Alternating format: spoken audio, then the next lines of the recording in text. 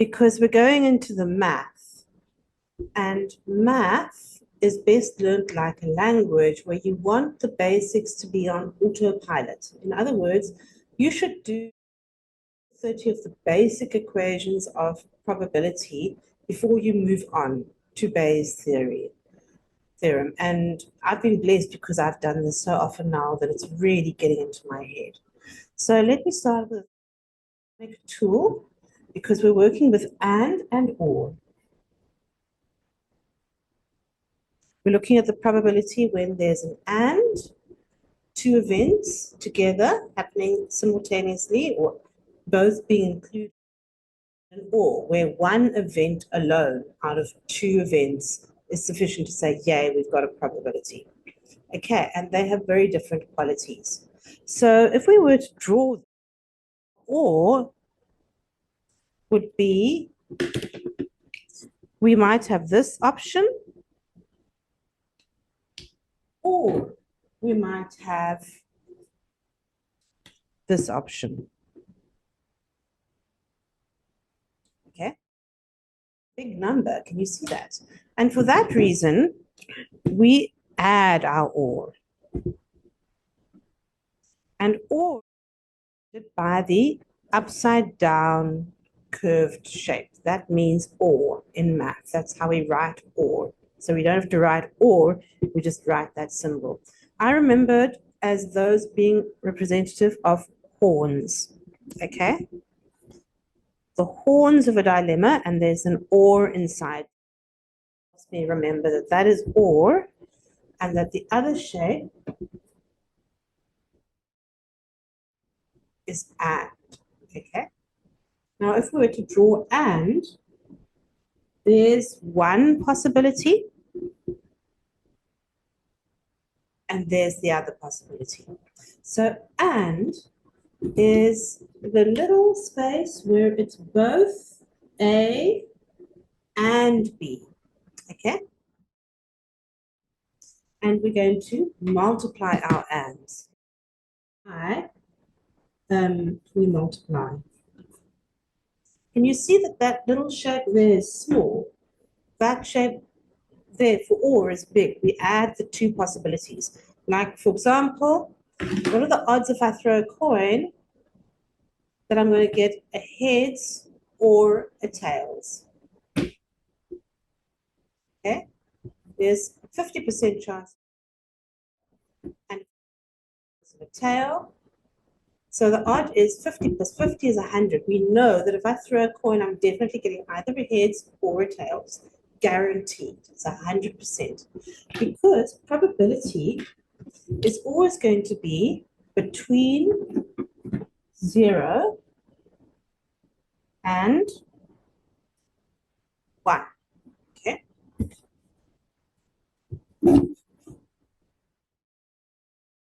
Equal to 0 and less than or equal to 1. So when you multiply it, it actually gets smaller, not bigger. And this is because we're looking at a set of numbers where we've got a top number and a bottom number, a numerator and a denominator. So when you multiply them, your denominator is bigger as a numerator. And so your odds actually go down when you multiply. Okay, so it's upside down in our heads, and we've just got to get used to that. But the more you do the math, the easier it's going to get. All right? So let's start by writing out the problem of an and. And then, because we actually need the and in order to do the or. Cool. There we go. Adjustment. All right. So if we're looking at, say I've got two sons, all right? I've got Yanni and Buti. I have two children.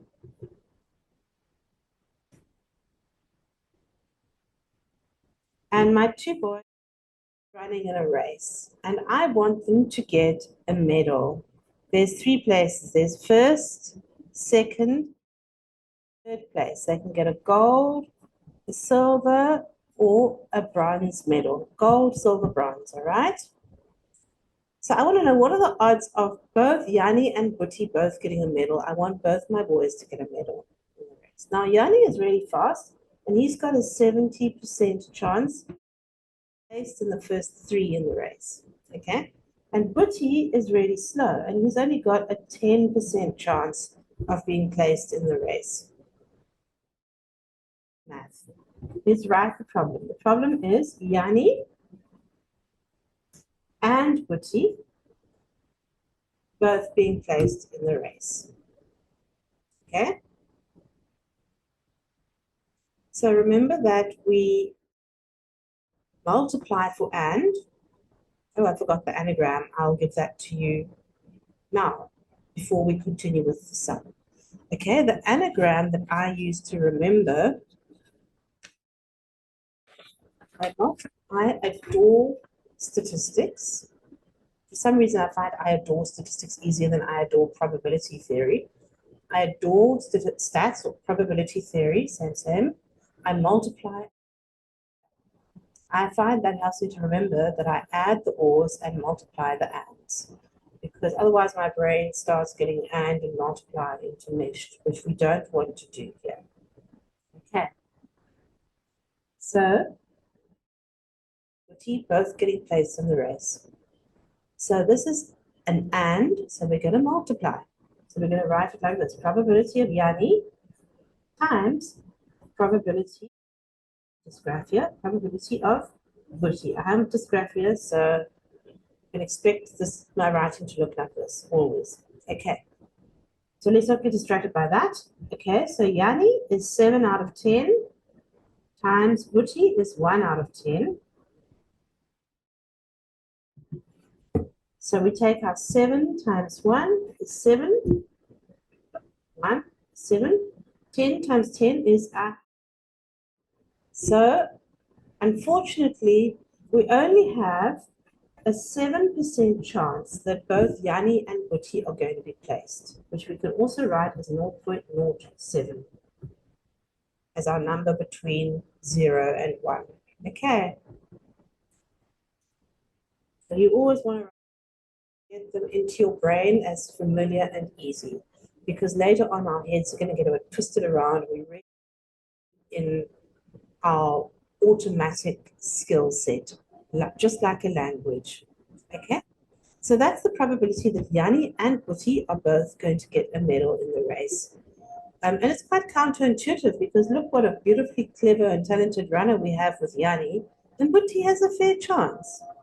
So it's counterintuitive that the number is going to be so. We need to start training our brains to think in those terms. Okay, so that's our and part of the puzzle. Let's move on to the or part of the puzzle. All right. Let's look at firstly a mutually exclusive possibility, because that's simple. Mutually, dysgraphia coming in. Mutually exclusive.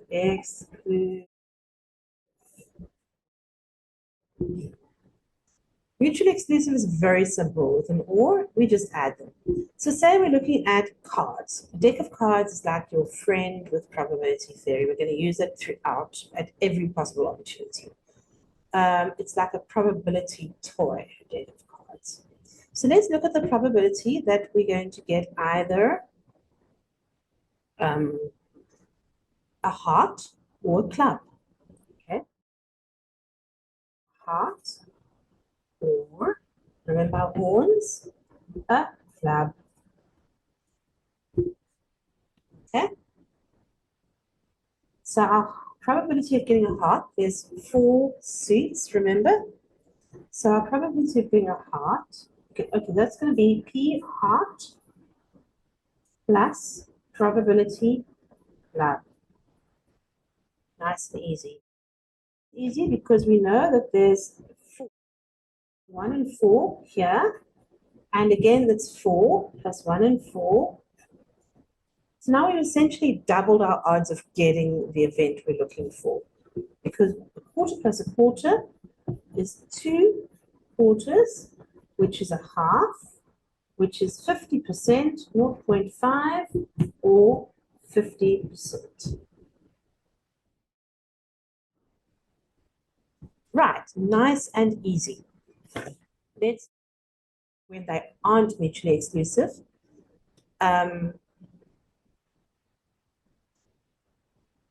So for example, if we are looking at the ace of hearts, so we want to know the probability that it's an ace or a heart, okay?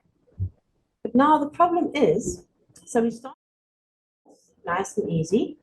We're going to add the probability of it being an ace. What's the probability of it being an ace? There's 13, so it's 1 in 13, plus the probability of it being a heart, which we know is a quarter. But now the problem is, let me draw that step, because this is what we're doing. We're doing the probability of it being an ace, plus the probability of an F. But the problem is that the ace of hearts is possibly here, and the ace of hearts is possibly here. So if we just go ahead and use this formula just as it is, we're going to count the ace of hearts twice, and our numbers are going to be out. So we've got to take that one card out of the reckoning, so we don't count it twice, once here and once here. Not mutually exclusive. You can get an ace of hearts. So what we're going to do is we're going to go ahead and subtract that from here, minus the possibility that it's an ace. So we're going to go probability ace times probability heart. Okay.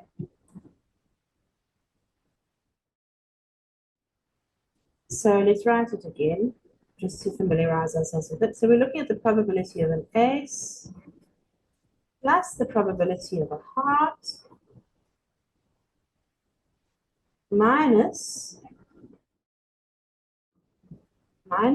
the probability of an ace times heart. Ace and a heart, right? Okay, now let's go ahead and put in the numbers.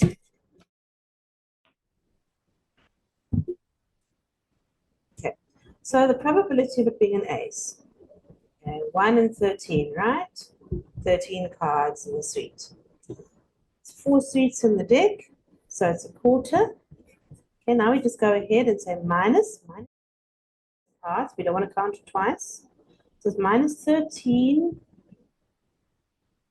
a 13th times a quarter. So let's see what the probability is of it being an ace or of being a heart. So any ace we count as yay, a win, successful event. Any heart we count as yay. Any ace, successful event. Any heart, a successful event. Okay, and we don't want to count. So now we need a lowest common denominator for all this adding and subtracting. So our lowest common denominator. So 1/13 is 4 52s, and this makes sense. There are 4 aces in the deck. 1/4 of 52 is 13. Nice and easy. Okay. There's 13 hearts in the deck. Minus our ace of hearts, our one and only ace of hearts. 1 out of 52, right? 1 times 1 is 1. 15 times 4 is 52. 1 out of 52. Okay, which gives us 16 out of 52, which by now I know is 0.31307 or something. Dun. Okay. Now that number goes on for like 10 digits. We can't use that. We're going to round it. We're going to approximate. So to approximate, we're going to top. For our equals, instead of an equals, we have this approximately sign. Okay, 0.3. Now 7, because it's 5 or higher, we round it up to 1. So it's 0.31. That's our probability, which we can also write as approximately 31 percent. There we go. Probability that we're either going to pull an ace or a heart. Okay. Now let's continue to look at a few more examples before we go on to Bayes' theorem.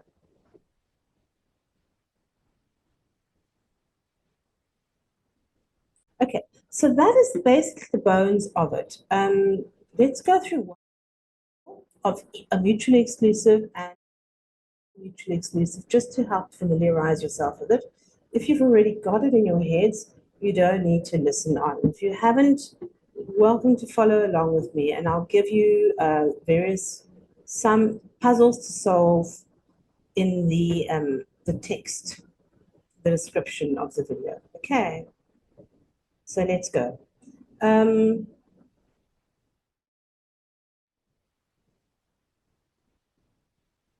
Let's see what the probability Yani or Buti getting a place, okay? Because we've looked at the probability of Yani and Buti getting a place, and that turned out to be very small. It was like 7%.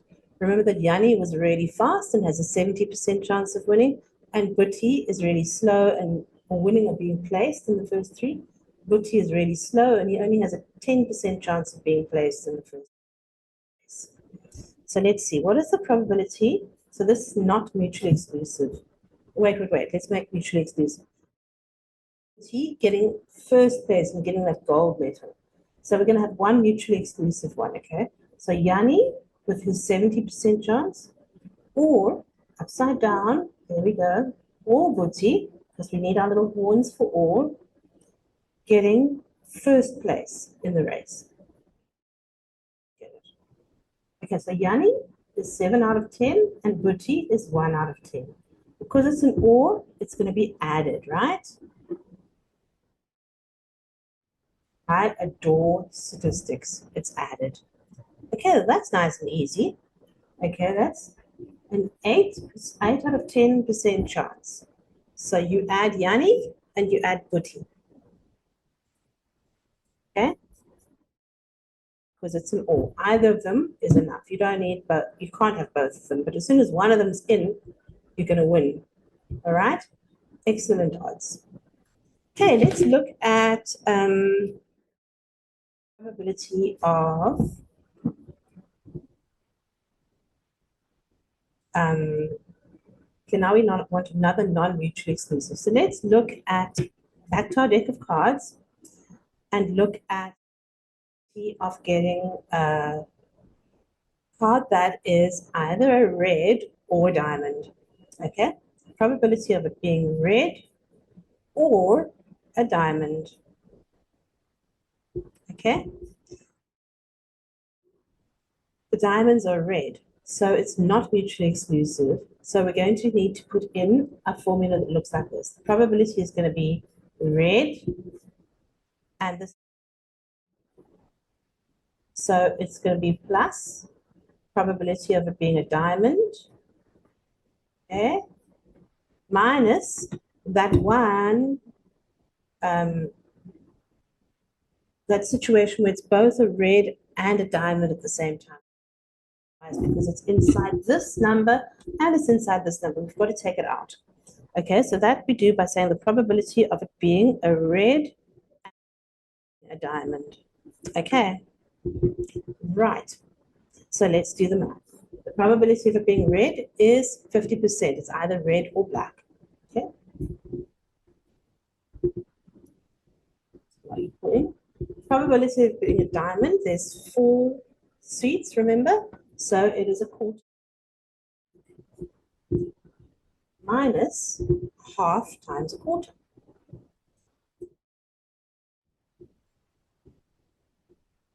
Okay. So remember that we always start with the multiplication and the brackets first, then we go to our addition and subtraction. So let's just say that we carry this down, a half plus a quarter. So here it's a half times a quarter. 1 times 1 is, and 2 times 4 is 8. So now we want to make all of this into 8 so that we've got a lowest common denominator, which is going to be 8. The LCD, lowest common denominator. All right. So that's 4 plus 2 minus 1.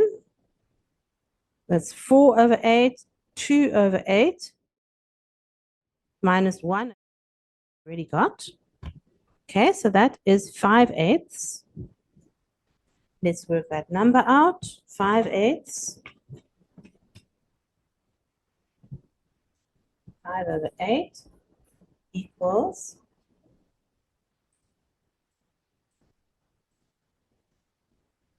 0.625. Quite low, eh? No, it's not low. I lie. Odds are very good. Percentage. So it's 62.5% chance. If we want to round that to 2 decimal points, what do? That number's a 5, so we round up. So we could say it's approximately 0.63 or approximately 63%. All right, so recording worked. And I'll see you in the next video where I'm determined to get Bayes' theorem right. I can't imagine how many hours it's going to take to get the video and the theorem right, but I do know that the theorem right a lot sooner than I'll get the video right. So good luck, good luck, good luck. Remember, practice, practice, practice. I'm also going to put a link to other websites in the description because you do need as much, it needs to be so move forward. Okay, so good luck, and I'll see you in the next video.